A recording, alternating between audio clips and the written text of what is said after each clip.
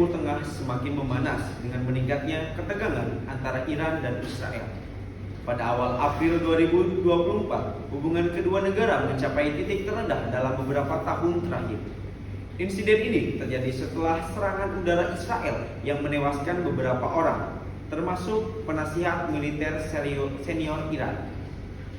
Kasus ini memunculkan berbagai permasalahan hukum yang berlaku dan mendukung memorial serta counter memorial. Hukum internasional memandang bahwa kedutaan dan kantor diplomatik adalah wilayah yang harus dilindungi. Dalam kasus ini, kami menegaskan bahwa Israel telah mencederai hak-hak yang diakui secara internasional. Israel harus bertanggung jawab karena telah melanggar Konvensi Wina tentang hubungan diplomatik tahun 1961. Selain itu juga, dalam hukum internasional sudah jelas bahwa Israel tidak dapat membenarkan tindakannya hanya sebagai upaya pembelaan diri semata. Mahkamah Internasional mengutuk dengan keras eskalasi kekerasan antara Iran dan Israel yang telah mencapai titik kritis pada 1 April 2024 lalu. Serangan udara Israel ke wilayah Iran dan serangan balasan rudal dari Iran merupakan pelanggaran terhadap hukum internasional dan prinsip-prinsip piagam PBB. Sebagai badan peradilan utama Perserikatan Bangsa-Bangsa, kami menegaskan bahwa penggunaan kekuatan militer hanya dapat dibenarkan dalam konteks pertahanan diri yang sah menghadapi ancaman nyata.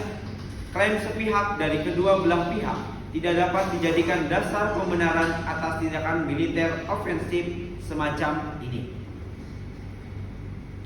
Jika mengingat sejarah yang panjang dari hubungan keduanya, baik politik maupun militer, serangan seperti yang baru saja terjadi sudah dipastikan merupakan kelanjutan dari keseluruhan situasi dan persoalan yang berada di antara keduanya.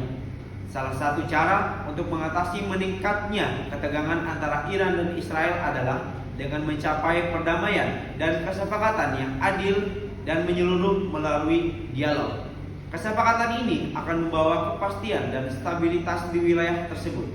Selain itu, lembaga seperti Perserikatan Bangsa-Bangsa atau PBB memiliki peran yang memainkan bagaimana mereka dapat meminimalkan ketegangan dan memfasilitasi dialog di antara kedua negara.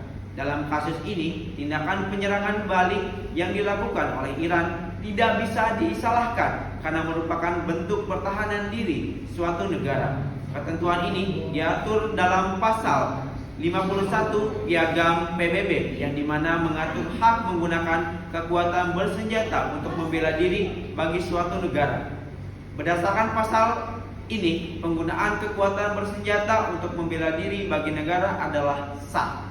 Dalam memutus perkara antara Iran dan Israel, Mahkamah Internasional atau ICJ mempertimbangkan berbagai bukti yang menjadi dasar untuk keputusan. Beberapa bukti dalam kasus ini yaitu: 1. Konflik antara Iran dan Israel telah menyebabkan korban jiwa dan kerusakan infrastruktur yang signifikan. Serangan udara, serangan misil, dan tindakan militer lainnya dapat menyebabkan kerugian manusia dan material yang perlu dievaluasi. 2. Konflik antara Iran dan Israel tidak hanya berdampak lokal, tetapi juga memiliki konsekuensi global yang dapat mempengaruhi stabilitas regional dan hubungan internasional. 3. Bukti hukum internasional atau ICJ dapat mempertimbangkan bukti yang menunjukkan pelanggaran hukum internasional yang dilakukan oleh salah satu pihak dalam konflik tersebut. 4. Bukti paramiliter. Dalam kasus penggunaan kekuatan paramiliter, ICJ mempertimbangkan bukti terkait aktivitas paramiliter yang terlibat dalam konflik antara Iran dan Israel.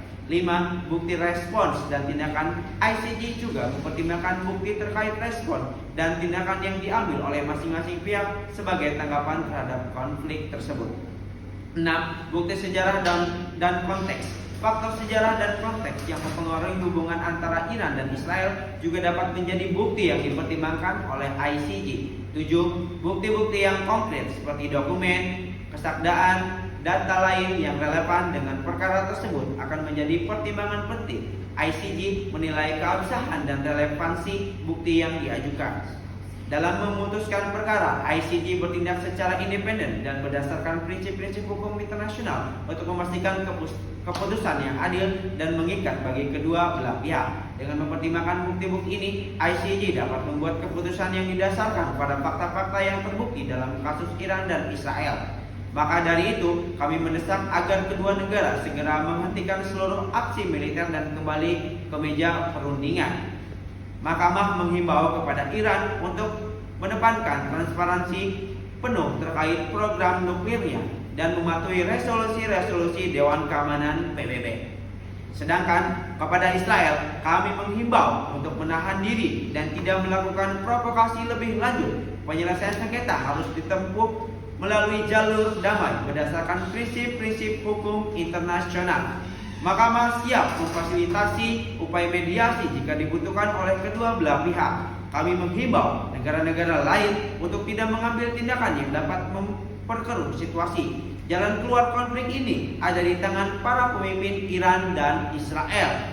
Untuk mencegah krisis yang lebih besar, Mahkamah mendesak mereka untuk menunjukkan sikap bijaksana dan bertanggung jawab demi perdamaian dan keamanan kawasan serta dunia.